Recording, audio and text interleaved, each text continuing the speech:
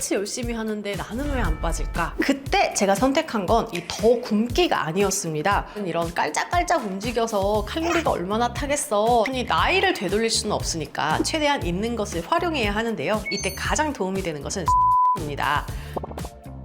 안녕하세요 여러분, JJ입니다. 지난 영상에서 우리 몸의 대사 스위치가 꺼졌을 때 나타나는 신호 5가지를 체크해봤죠? 저는 5개 다 해당돼요. 운동해도 땀도 안 나는데 살도 잘 안 빠지는 것 같고 그럼 제 공장 혹시 폐업된 건가요? 하시는 분들도 있었을 거예요.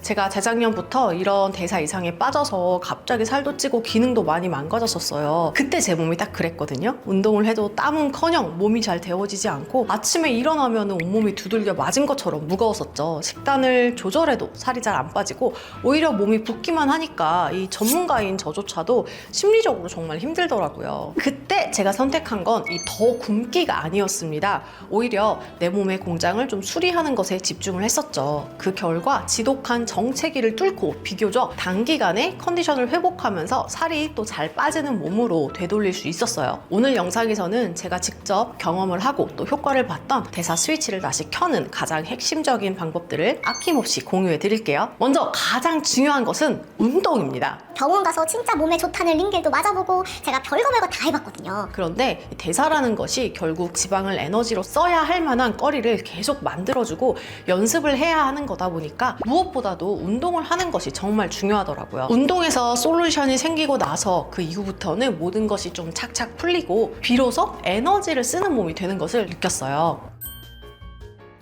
제가 가만히 있어도 살이 자꾸 찌니까 스트레스를 받아서 처음에 운동 강도를 계속 올려봤는데 오히려 피로감만 늘어나고 몸에 변화는 전혀 없더라고요. 원래는 운동을 하면 다음날 바로 티가 나는 그런 몸이었거든요. 이런 대사 이상이 있는 상태에서는 지방을 태우는 능력 자체가 저하된 상태예요. 그래서 저는 몸을 계속 은근하게 데워주는데 조금 더 집중을 해봤어요. 첫 번째로 중강도로 인터벌 스태퍼를 시작했어요. 너무 빠르지 않게 하지만 계속 움직임이 이어질 수 있도록 이 스태퍼를 좀 밟으면서 일정 심박수를 유지하려고 노력을 했습니다. 둘째로 전신 근육을 유기적으로 사용하는 요가도 병행을 해봤어요. 근육들이 따로 노는 게 아니라 전신이 연결되어서 이 열이 발생하기 시작하니까 어느 순간부터 이 땀이 터지기 시작하더라고요. 특히 이 태양숭배 AB 자세를 10세트 반복하는 운동이 저에게는 진짜 도움이 많이 되었었는데요. 전신 림프절을 자극을 시키면서 깊게 호흡을 하다 보니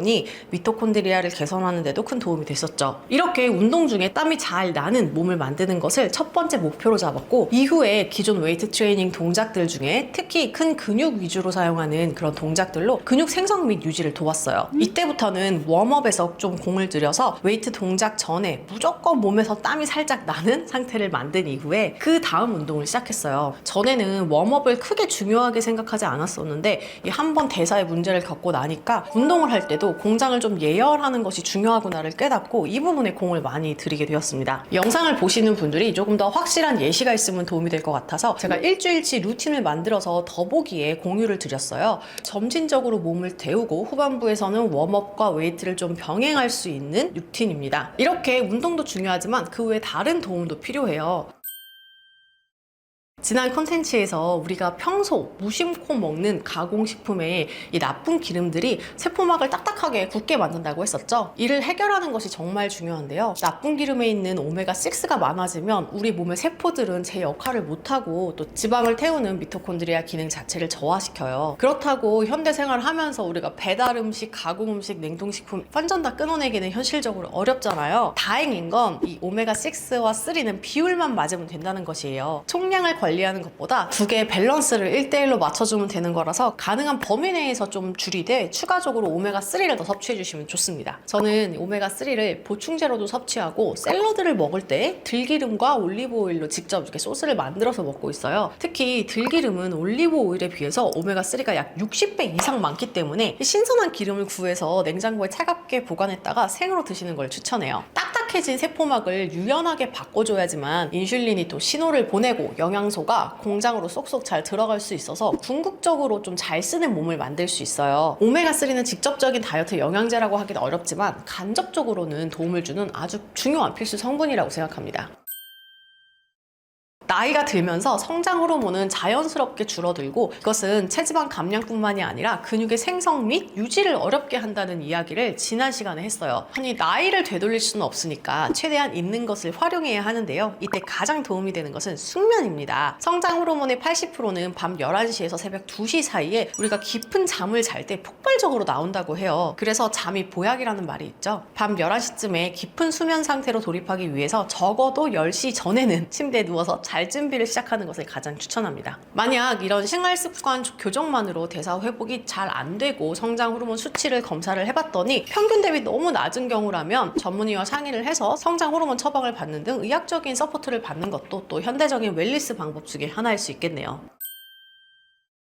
우리가 헬스장에서 운동하는 건 하루 종일 거의 1시간밖에 없잖아요. 더 중요한 건 하루 종일 미세하게 계속해서 활동량을 늘려나가는 거예요. 저도 과거에는 이런 깔짝깔짝 움직여서 칼로리가 얼마나 타겠어 라는 생각을 했었는데요. 이 NEAT의 목적은 지방을 많이 태우는 게 아니라 지방을 자주 태우게 만드는 데 있어요. 이 빈도 자체가 바로 대사 유연성 회복의 핵심입니다. 학술적 근거를 보면 이 NEAT 정도의 낮은 강도에서는 우리 몸은 탄수화물보다 지방을 주 연료로 사용한다고 해요. 즉 짧고 잦은 지방 사용을 하루 종일 반복할 수 있도록 몸을 세팅하는 거죠. 이렇게 시도 때도 없이 움직이면 식후에는 이 들어온 탄수화물을 사용하게 될 거고 또 공복이나 식간에는 지방을 꺼내다가 사용하게 될 거예요. 이런 기회를 좀 자주 만들어주고 연습할 기회를 주는 것이 중요합니다. 이때마다 계속 운동을 할 수는 없잖아요. 실천도 정말 쉬워요. 엘리베이터 대신에 계단을 이용하기, 가까운 한 정거장은 걸어가기, 식후 10분 이상 가볍게 산책하기, 주말에는 대청소를 하기, 이렇게 일상생활의 크고 작은 움직임들이 대사를 개선시킬 수 있는 핵심 열쇠라고 합니다. 탄수화물이 무조건 적은 아니에요. 전 오히려 이런 대사 이상이 왔을 때 적당한 탄수화물을 규칙적으로 넣어주는 훈련을 했더니 운동할 때 에너지도 더욱 좋아지고 아침에 일어났을 때 컨디션도 눈에 띄게 좋아졌어요. 이때 탄수화물은 양을 줄이는 것이 중요한 것이 아니라 타이밍을 맞추는 것이 중요해요. 특히 운동 직후에는 탄수화물이 근육으로 쏙 들어가기 때문에 이때 탄수화물을 섭취해 주시면 도움이 됩니다. 보통 저는 운동 후에 1시간 내에는 식사를 통해서 탄수화물을 보충했어요. 아침과 점심에는 탄수화물을 적당량 섭취해야 해요. 이때 다이어트 한다고 안 먹다가 저녁에 막 몰아서 탄수화물을 먹게 되면 오히려 문제가 되는데요. 저녁에는 우리의 인슐린 감수성이 떨어지면서 지방 저장의 이 최적화 환경이 되기 때문이죠. 이렇게 시스템을 고쳐 나가다 보면 어느 순간 내 몸이 이제 에너지를 쓰는구나 하고 느껴지는 지표들이 나타나요. 첫 번째, 아침 공복 심박수가 감소한다. 내가 자고 일어났을 때 심박수가 안정되어 있다는 거는 이 심폐 효율도 좋아지고 우리의 자율신경계도 회복되었다는 증거입니다. 두 번째, 나의 페이스 향상. 똑같은 강도로 스테퍼를 밟거나 좀 내가 뛰어도 예전보다 좀 덜 힘들고 속도도 빨라졌다면 미토콘드리아의 지방 연소 능력이 좋아졌다는 증거예요. 세 번째, 식후 졸림 감소. 혈당 롤러코스터가 멈추고 에너지 조절 시스템이 정상화되면서 밥 먹고 나서도 각성 상태가 좀 잘 유지가 됩니다. 복부팽만 감소. 대사가 원활해지면 소화와 배출 기능이 개선되면서 이 빵빵했던 아랫배가 가벼워질 거예요. 마지막으로 체중은 같아도 체형이 변화하는 것. 숫자는 그대로여도 거울 속 내 몸의 라인이 정리되고 탄력이 붙는다면 지방이 빠지고 근육이 채워지는 진짜 다이어트가 되고 있는 거예요. 다이어트를 시작할 때조차 서로의 성적표가 다르다는 것이 우리는 항상 억울했어요. 똑같이 열심히 하는데 나는 왜 안 빠질까? 이게 회원님들이 필드에서 하는 고민을 볼 때마다 전에는 무조건 더 열심히 하면 될 거야 라는 생각으로 계속 독려를 했었거든요. 그런데 사실 진짜 필요한 것은 그 상태의 눈높이 맞는 단계별 노력이었던 것 같아요. 저 또한 대사 이상을 겪으면서 정말 답답했었는데 이를 해결해 나가는 과정에서 조금 더 입체적인 시각을 갖게 되었습니다. 더불어 이 몸이라는 것은 결국 나의 과거를 반영한다라는 것도 중요해요. 다이어트를 시작했다고 내 과거가 다 씻겨나가지 않고 몸이 기억하고 있죠. 우리가 큰 마음을 먹고 시작한 만큼 쉽게 포기하지 말고 다시 회복해 나가는 시간이 조금 더 필요하다고 생각하면서 천천히 걸어 나가 보세요. 결국 다이어트의 주 목적은 쉽게 살찌지 않는 좋은 대사력을 갖는 것이에요. 그래야지 일상적인 식생활을 하면서도 적당히 즐기면서 유지를 할 수 있죠. 이런 거는 또 약이나 주사로는 살 수 없는 것들이에요. 마지막으로 겨울바람은 차갑지만 우리 몸은 뜨겁게 데워줄 수 있는 더보기 운동 루틴도 꼭 시작해보세요. 저는 다음번에 또 재밌는 컨텐츠를 들고 찾아오도록 하겠습니다. 모두 안녕!